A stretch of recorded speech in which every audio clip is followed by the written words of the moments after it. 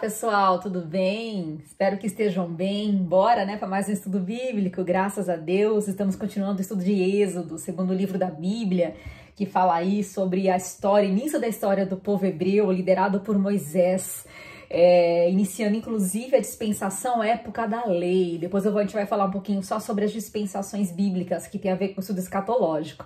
No vídeo passado eu falei sobre a travessia do Mar Vermelho, Para quem não viu, assista, porque eu aponto alguns links que falam de descobertas arqueológicas, de achados de objetos, rodas de carros egípcios, justamente na região ali do Mar Vermelho, onde se abriu e aonde os soldados egípcios foram mortos quando Deus voltou às ondas. Então vale a pena dar uma lida lá. Continuando então, Êxodo capítulo 16, vamos falar um pouquinho mais do sofrimento de Deus no deserto. Nessa ocasião já fazia um mês que o povo já estava no deserto, Eles saíram lá do Egito, atravessaram o Mar Vermelho, e aqui começa a história da provisão de Deus e da paciência, do homem mais manso da terra, que foi Moisés. Vamos lá. Então 16, versículo 2 e 4 diz assim: No deserto, toda a comunidade de Israel reclamou a Moisés e Arão. Disseram-lhes os israelitas: quem dera a mão do Senhor nos tivesse matado no Egito. Lá nós sentávamos ao redor das panelas de carne e comíamos pão à vontade, mas vocês nos trouxeram a este deserto para fazer morrer de fome toda essa multidão. Então, de novo, continuando a murmuração, no ouvido de Moisés.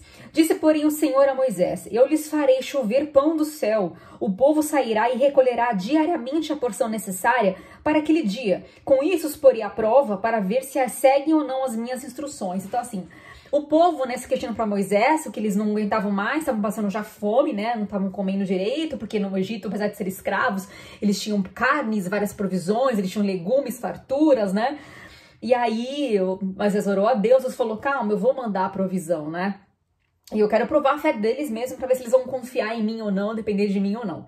Aí, continuando no versículo 11 ao 15, diz assim: E o Senhor disse a Moisés: ouvi as queixas dos israelitas. Responda-lhe que ao pôr do sol vocês comerão a carne, e ao amanhecer se fartarão de pão. Assim saberão que eu sou o Senhor, o seu Deus. No final da tarde apareceram cordonizes, ou seja, pequena, tipo rolinha, sabe? A vizinha pequena, que cobriram o lugar onde estavam acampados. Ao amanhecer havia uma camada de orvalho ao redor do acampamento. Depois de que o orvalho secou, flocos finos semelhantes à geada estavam sobre a superfície do deserto. Quando os israelitas viram aquilo, começaram a perguntar uns aos outros: que é isso? E esses flocos, Pois não sabiam do que se tratava. Disse-lhe Moisés: este é o pão que o Senhor deu a vocês para comer.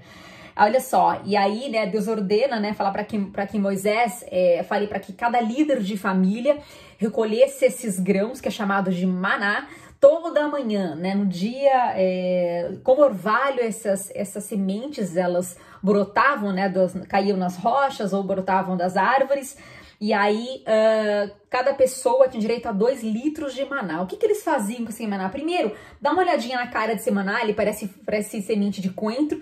E até hoje ele existe, Os povos beduínos, eles fazem uso desse suplemento, na verdade, alimentar, para fazer bolos, fazer pão. Ele tem um gosto adocicado. Então, desde essa época que Deus começou a fazer esse tipo, de brotar esse tipo de mantimento, que foi o maná, ele existe até hoje, então, na região ali do Sinai. Dá uma olhadinha nessas fotos. Muito bacana, Esse maná, ele foi suprido diariamente por Deus, ele mandava todas as manhãs, isso durou pelos 40 anos que eles ficaram no deserto, não faltou nenhum dia.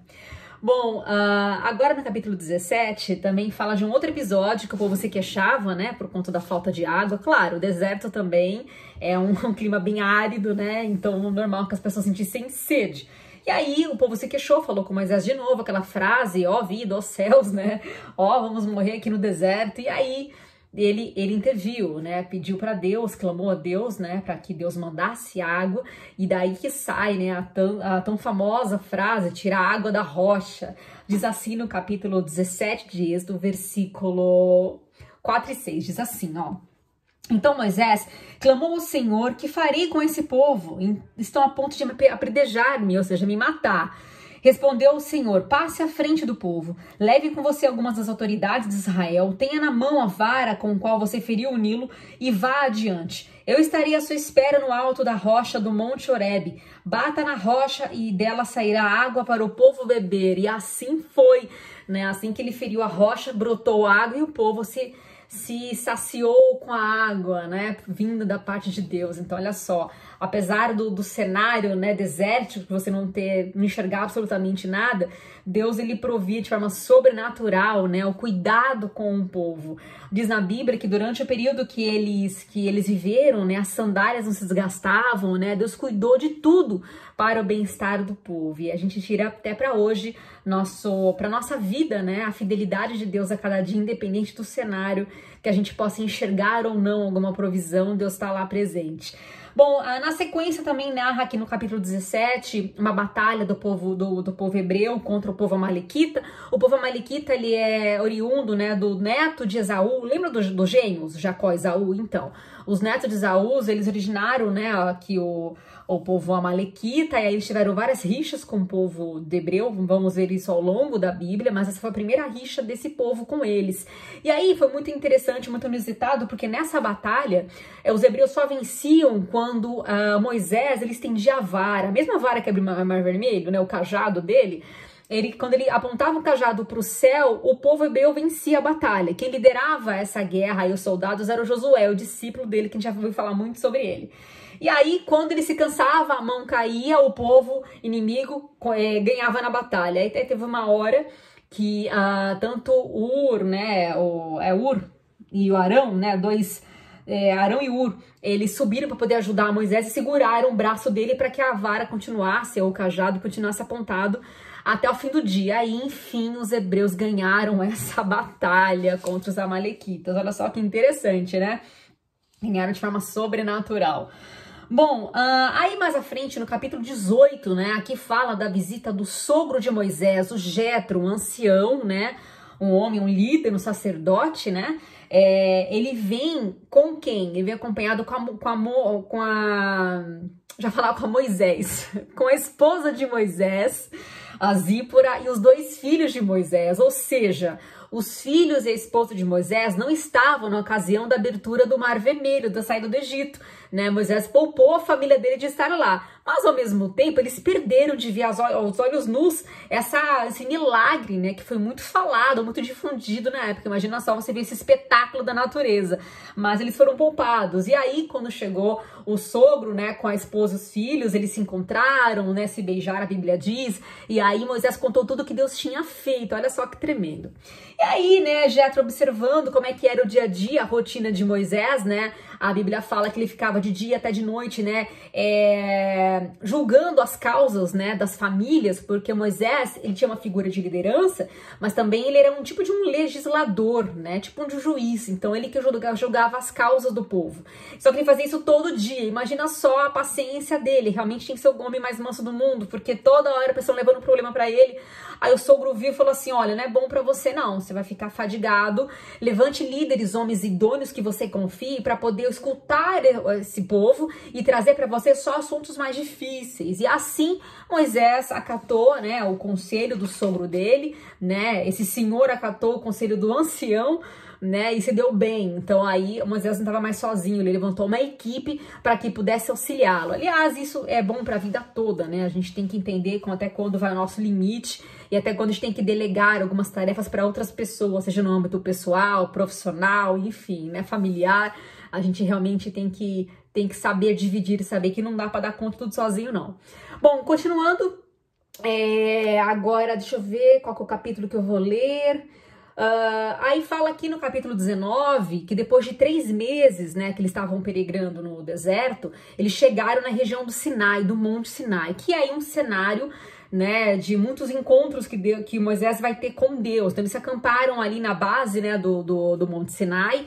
E aí, Moisés, ele tinha um hábito, né? Ele começou aí a adquirir esse hábito de subir no cume do monte para poder jejuar, orar e falar com Deus. E assim, quando ele subia, Deus se manifestava de forma até estrondosa. As pessoas ficavam até com medo porque vinha em forma de trovão, de fumaça, saía né, raios, e o pessoal ficava com medo, falou, meu Deus do céu, só Moisés para ter coragem para falar com esse Deus, porque a gente tá morrendo de medo, né, e aí, inclusive, a glória era tão pesada que descia naquele monte, que o povo que tocasse no monte poderia morrer, então eles ficavam afastados, e só Moisés que ia sozinho lá para cima falar com Deus, para encarar isso aí. E aí, foi nessa ocasião, né, que Deus deu a tábua dos 10 mandamentos, que a gente vê em muitas histórias e desenhos, né, o próprio Deus que escreveu nas tábuas de pedra. Então Moisés foi lá, teve esse encontro maravilhoso com Deus. Os 10 mandamentos, vocês podem pesquisar no Google, na Bíblia mesmo tem, fala sobre elas, né? As 4 primeiras leis falam a respeito do relacionamento do homem com Deus, né? E das 6 últimas falam em relação dos homens entre si, né, da você lidar com o próximo.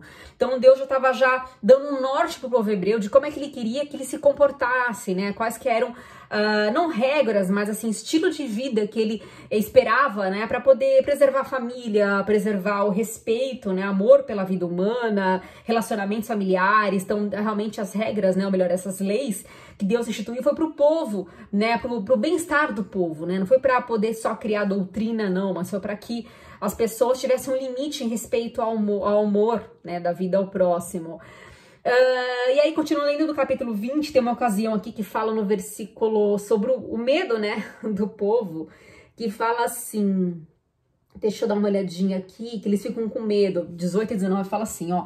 Vendo-se o povo diante dos trovões e dos relâmpagos, do som da trombeta e do monte fumegando, todos tremeram assustados. Ficaram à distância e disseram a Moisés, fala tu mesmo conosco que ouviremos, mas que Deus não fale conosco para que não morramos. Então, realmente, o único que encarava esse cenário era Moisés.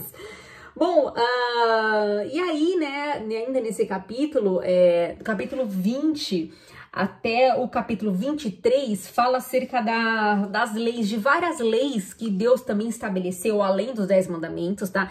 Que até hoje ela serve como base para a vida dos judeus, né? Os hebreus, depois judeus, que é o que rege a vida deles, né? Inclusive, muitas leis que a gente vê hoje, né, em códigos penais, jurídicos, se baseia aqui nessas leis também. Eu não vou entrar em cada uma delas, mas o que é interessante, que o povo hebreu, ele destoava dos demais povos, que também tinham uma regra de leis. Por quê?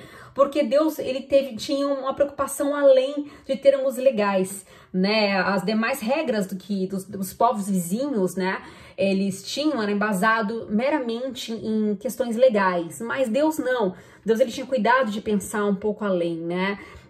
O código como um todo, ele se baseava na autoridade de Deus e não de um rei. Não havia divisão entre lei civil e religiosa, né? Eu tô olhando aqui meu manual bíblico que dá um resumo. Aí ele fala assim que há uma só lei para todos, pouco importa a posição social do indivíduo, né? Merecerem destaque especial as leis que protegiam os fracos e indefesos. Deus se preocupava com escravo, com órfãos, viúvas, estrangeiros, né? Qual outro rei que iria se preocupar com isso? E aí tinha penalidades fixas de acordo com cada lei.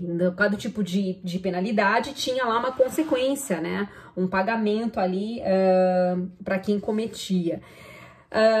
E então essas leis, né, de um Deus que se importava, era um Deus que era misericordioso, então assim, não era um Deus carrasco. Então, apesar de várias regras, Deus fazia tudo isso, colocava limites por amor ao seu povo, né?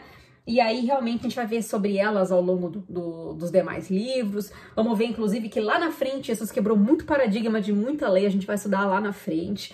Mas é isso aí, foi aqui que realmente inaugura o tempo da lei, ou dispensação da lei. Então, a gente vai estudar um pouquinho mais à frente, um pouco mais a respeito das dispensações, tá bom? E por enquanto é só, espero que você tenha gostado. No próximo vídeo eu falarei sobre outros assuntos, outras coisas que realmente ainda é relacionado com Moisés, porque vai ser base para muitas outras histórias lá na frente que apontam a Cristo. Vocês vão entender que uma peça se une à outra na Bíblia, que elas se complementam. Obrigada por estar prestigiando o canal. Conto contigo no próximo vídeo. Até lá, um abraço.